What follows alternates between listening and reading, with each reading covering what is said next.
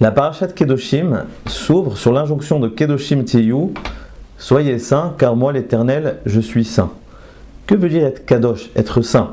Il s'agit ici d'un commandement extrêmement abstrait. On a l'habitude de mitzvot bien plus précises, plus concrètes. En quoi la Kedusha se manifeste concrètement? C'est une question qui a préoccupé beaucoup de commentateurs à travers la génération, de penseurs, de philosophes. Rashi par exemple propose « Evu perushim mina harayot » soyez séparés des actes incestueux, des mauvais mariages. Le Ramban ira plus loin en disant que de se séparer non seulement des interdits mais également des plaisirs permis, de s'abstenir de tout ce qui est plaisir même permis. Et d'autres commentaires sont mal à l'aise justement avec ces interprétations-là, car effectivement le terme Kedusha veut dire se séparer, s'exclure, mais forcément c'est une conséquence d'une idée bien plus profonde, plus intrinsèque. Si Dieu lui-même est Kadosh et donc séparé du monde, c'est parce qu'il y a une idée intrinsèque, ontologique chez Dieu qui est incompatible avec ce monde matériel et vulgaire. C'est-à-dire qu'il y aurait une définition dans la Kedusha qui dépasse forcément l'idée de séparation.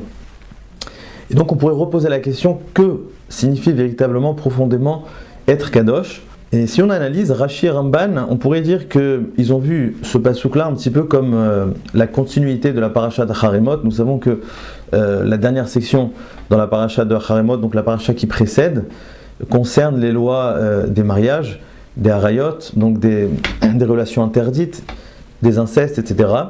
Et donc Rashi a vu ce passouk de Kedoshim un petit peu comme la continuité de parashat Acharemot. Mais on pourrait proposer aujourd'hui de voir ce verset-là de Kedoshim Tiyu, soyez saints, comme une introduction à la paracha qui vient, parashat Kedoshim. Et c'est à travers cette paracha justement on va voir ce qui se cache derrière, ce qui est inclus profondément dans cette notion-là de Kedusha, à travers justement toutes les mitzvot de cette paracha. Et lorsqu'on analyse véritablement ces mitzvot, toute la série de mitzvot de la parashat Kedoshim, qui selon les sages d'ailleurs représente l'ensemble des mitzvot de la Torah, c'est un échantillon quasiment de toutes les mitzvot de la Torah, eh bien on peut remarquer que si Rashi et Ramban parlaient de séparation, ces mitzvot-là nous appellent, nous invitent plutôt à nous inclure, à un chibour, à nous relier à la société. Nous retrouvons énormément de mitzvot de chibour, comme par exemple Ve'ahavta l'erecha kamocha, la fameuse mitzvah centrale de la Torah, ou comme lotisna et achicha, ne pas haïr, ne pas détester son prochain, ne pas rester indifférent, lotamod al damrecha, betzedek tishpot amidecha, être juste dans nos jugements. Donc on voit que cette paracha nous invite justement à nous inclure, à créer des liaisons avec autrui, donc concerne les mitzvot de Ben Adam les Chavero. Effectivement, il y a énormément d'autres mitzvot qui sont énumérés. Il faudrait comprendre, est-ce qu'il y a un fil conducteur, comme par exemple le Korban Shlamim, qui va être cité dans la paracha avec l'interdit de notar et pigoul, mitzvot Kilaim, toutes sortes de mitzvot, Shabbat, etc. Quel est le fil conducteur de toutes ces mitzvot? En analysant un petit peu donc, le texte de la paracha, on pourrait peut-être définir la Kedusha par une nouvelle définition qui est Echad, l'unicité. Et la vérité, c'est que j'ai trouvé dans un texte du Maharal, on retrouve justement cette idée-là, au sujet du verset dans Yeshaya qui nous dit Ve'ikdishu et Kedosh Yaakov. Dieu est appelé Kedosh Yaakov. Et le Maharal s'interroge, pourquoi Yaakov? Pourquoi pas Kedosh Abraham, ou Kedosh Moshe, ou Kedosh un autre tzaddik? Pourquoi Kedosh Yaakov? Et pourquoi pas Kedosh tout simplement? Et le Maharal explique que la Kedusha c'est Echad. En fait, la sainteté signifie être Echad, être unique. Et Yaakov, nous savons que c'est l'archétype de l'unicité du Echad. Nous savons que les Shvatim, s'ils sont 12, si c'est le début du collectif, leur seule façon d'être un, c'est justement en se référant à Yaakov, qui est d'ailleurs symbolisé par la lettre Aleph, la première lettre donc, du mot Echad. Donc Yaakov, c'est par excellence le Echad, c'est lui qui a réuni les Shvatim, c'est lui qui a réuni les 12 pierres, et à la fin, lorsque Yaakov ne pouvait plus dévoiler les quêtes, les Shvatim vont lui dire Keshem sheli becha echad, car anachnu echad, de la même façon que toi tu es un, nous aussi nous sommes un. Donc Yaakov, c'est par excellence celui qui symbolise donc le Echad. Et c'est pour ça que Dieu est appelé Kedosh Yaakov. Donc nous voyons très clairement ici, dans les propos du Maharal, que la définition de la Kedusha, c'est Echad. Et c'est pour ça d'ailleurs que le verset nous dit avant Matan Torah, Vatem tiyu mamlechet kohanim, vegoy kadosh, vous allez être une dynastie de prêtres et un peuple Echad. On pourrait dire que dans le Sefer Shemot, on a déjà établi cette notion de Mamlechet Kohanim, mais le Sefer Vaikra, en l'occurrence Parashat Kedoshim, nous invite à aller plus loin, à devenir Goy Kadosh, et là nous voyons que Goy Kadosh c'est au singulier. On était des Kohanim, des prêtres, mais lorsqu'on va avancer dans le temps, il va falloir devenir un seul peuple, on va devoir rentrer en Eretz Israël. Alors certes, il y a une idée ici de séparation, nous allons nous séparer des Umot, mais pour devenir quoi? Goy Kadosh. Donc la Kedusha exprime, oui, une séparation, un petit peu comme dans le mariage, où on parle aussi de Kiddushin, mais tout cela parce que la sainteté signifie justement être Echad. Alors ce qu'on va analyser assez rapidement dans la paracha, c'est que ces mitzvot qu'on va trouver dans cette paracha nous invitent justement à ce Echad là, on va l'expliquer. On pourrait à première vue parler de toutes les mitzvot, les commandements de Ben Adam Lechavero, donc de l'homme et son prochain. De base, on pourrait les voir comme une forme de avodat amidot, travailler notre caractère, travailler notre gentillesse, apprendre à aimer l'autre. Mais en fait, la Torah va nous expliquer ici à travers ces mitzvot-là, que ce que Dieu attend de nous, c'est absolument pas tout simplement d'être gentil, d'être tolérant, mais de créer du Echad. On verra à travers ces mitzvot précisément comment on arrive à ce Echad. Et d'ailleurs, pour prouver cela, on pourrait voir que toutes ces mitzvot, elles concernent Re'acha. Re'acha, il s'agit donc d'un Israël, c'est-à-dire qu'il n'y a pas de mitzvah d'aimer un goy.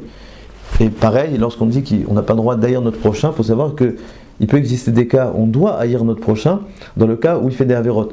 C'est-à-dire que la Torah ne cherche pas à nous rendre tolérants, à travailler notre caractère, ou même, je dirais, à calmer notre conscience morale envers notre prochain, mais elle cherche à créer, comme on a dit, un goy echad, goy kadosh. Goy kadosh, goy echad, c'est exactement la même chose. Comment nous allons créer un peuple qui est un?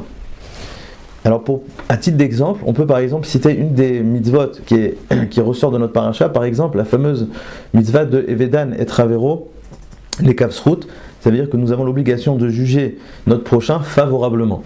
C'est-à-dire que si, par exemple, nous voyons un acte qui pourrait être interprété ou de manière positive ou négative, la Torah nous ordonne de l'interpréter de manière positive. Par exemple, on voit quelqu'un qui conduit Shabbat, oui, eh bien, on devrait l'interpréter que peut-être il accompagne un malade, une femme enceinte, etc. On a ce devoir-là.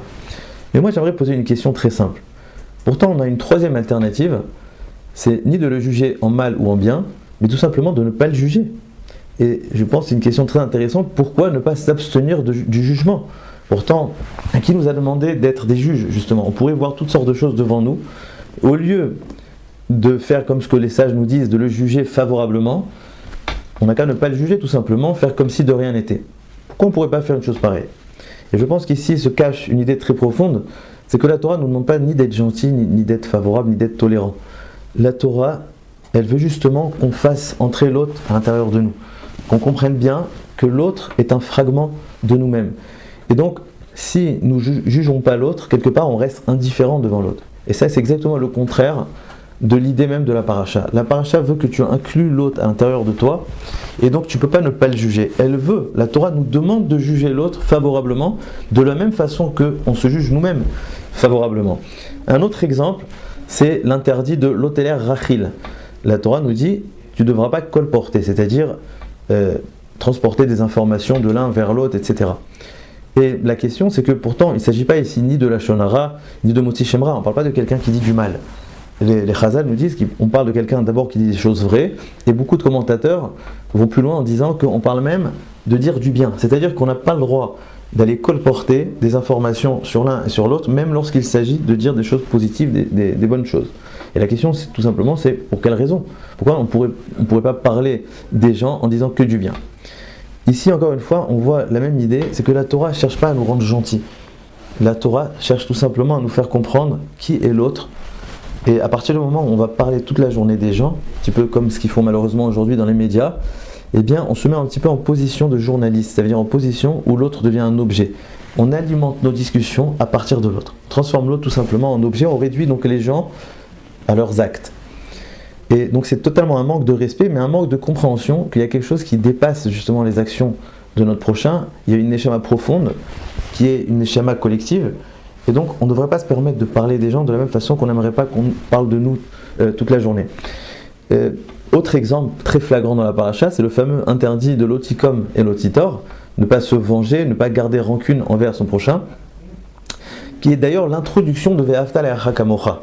Et c'est assez intéressant de voir que ce verset-là de Ve'afta, tu aimeras ton prochain comme toi-même, est la conclusion de ce passouk de l'otikom et l'otitor. On pourrait rajouter une question, pourquoi il ne mérite pas d'être un passouk à part entière? Pourquoi il doit être la fin? Pourquoi il faut démarrer le pasouk par ne pas se venger et ne pas garder rancune? Mais encore une fois, lorsqu'on réfléchit à ces deux interdits, on pourrait poser une question très simple. Ne pas se venger. Et les sages nous disent donc qu'il s'agit de quelqu'un, par exemple, qui ne nous a pas prêté un outil, et lorsque lui il en a besoin, on a l'obligation de lui prêter et ne pas se venger. Pourtant, on pourrait se demander pourquoi ne pas se venger tout simplement. Quelqu'un par exemple qui a mal parlé sur nous, quelqu'un qui nous a fait quelque chose de mauvais. Pourquoi on ne pourrait pas lui rendre, on ne pourrait pas faire la justice?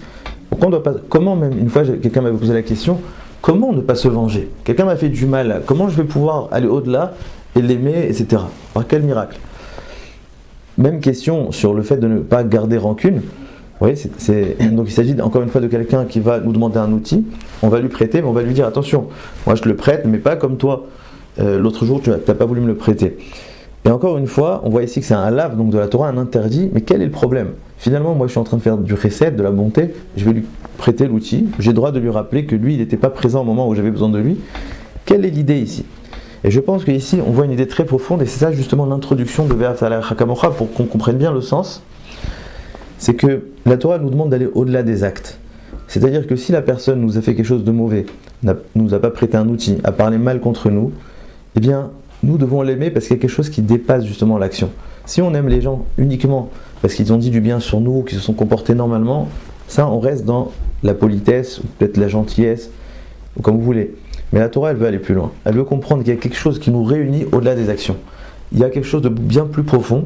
Et c'est exactement ça l'idée de la Gdusha. C'est pour ça que la fin du pasouk, ça va être aime ton prochain comme l'autre, qui ani Hashem Elokechem. La seule façon d'aimer notre prochain, la seule façon de nous unir, c'est lorsqu'on va intégrer qu'on a une neshama bien plus profonde, qu'on a un shoresh echad, qu'on a la même origine, la même racine, qui est en vérité donc Dieu, qui s'exprime à travers la Torah, les mitzvot, etc. Et pour conclure, j'aimerais citer le Sfat Emet qui dit Ve'ahavta l'Orecha Kamocha, aime ton prochain comme toi-même. Rabbi Akiva nous dit Zeklal Gadol Batorah, c'est une grande règle dans la Torah. Et le Sfat Emet nous dit quelque chose d'incroyable. Il dit si c'est une grande règle, Miklal Deika Klal Katan, c'est-à-dire qu'il y a une règle qui est plus petite, qui est plus antérieure à cette règle-là. Et c'est quoi cette règle-là? Nous dit le Sfat Emet, c'est d'être Echad avec nous-mêmes. C'est-à-dire que si on veut que le peuple soit Echad, c'est ce qu'on aspire tous aujourd'hui, devenir un Goy Echad Ba'aret, qu'il n'y ait plus de division, qu'il n'y ait plus de marloktot, de controverses, etc. Nous dit le Sfat Emet, ça démarre chez soi-même. Ça démarre, Klal Katan, c'est quoi? D'abord, sois Echad avec toi-même. Être Echad avec soi-même, c'est toute la série des mitzvot de la Parashat Kedoshim, qui va en fait reprendre les mitzvot de Matan Torah, mais dans une dimension beaucoup plus profonde, où l'homme il va devoir faire un seul édifice à travers ces mitzvot, il va devoir les incarner en profondeur, il va devoir être echad avec lui-même. À ce moment-là, il pourra être echad avec l'autre. Je dis ça parce qu'on entend souvent des personnes, des fois des non-religieux, qui disent, écoute, vous faites les mitzvot, mais nous on fait au moins Ben Adam Lechavero, on fait Ve'ahavta l'Orecha Kamocha. J'avais entendu, c'est incroyable, c'est quand même insupportable d'entendre ça. J'avais entendu quelqu'un presque athée qui disait, écoute, les religieux font Ben Adam Lamakom très bien, mais ils ne font pas Ben Adam Lechavero, nous on fait Ben Adam Lechavero. Mais en fait, la grande erreur ici, c'est qu'il n'y a pas de Ben Adam Lechavero sans Ben Adam Lamakom. Ça veut strictement rien dire d'aimer son prochain sans passer par la Torah. Aimer, c'est pas s'enlacer et dire je t'adore, etc., etc. Aimer, c'est comprendre qu'on a une racine commune, et la seule façon de l'intégrer, eh bien, c'est quand nous-mêmes nous nous rapprochons de notre propre racine à travers la Torah. Donc, impossible d'aimer l'autre sans passer par la Torah. La seule façon, c'est par la fin du pasouk Ani Hashem Elokechem. Donc, Parashat Kedoshim nous rappelle que pour pouvoir véritablement devenir un Goy Echad, il va falloir intégrer l'ensemble des mitzvot dans une dimension profonde où nous-mêmes nous allons être Echad, et c'est seulement à travers cela que nous allons pouvoir être Goy Echad Ba'aretz. Shabbat Shalom.